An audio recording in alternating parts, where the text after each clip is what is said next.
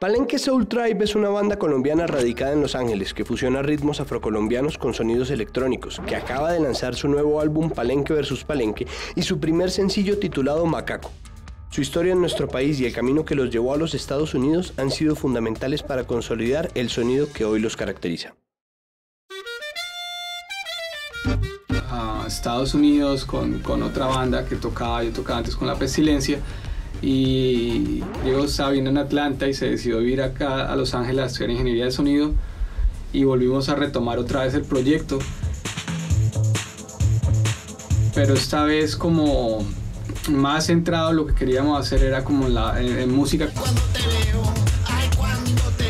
Estuvimos en Bogotá trabajando en proyectos juntos y luego de eso decidimos, por distintos motivos, Popa venía con La Pestilencia en un tour a Estados Unidos, yo vine a estudiar ingeniería de sonido y nos volvimos a encontrar acá y decidimos otra vez montar la operación acá palenquera.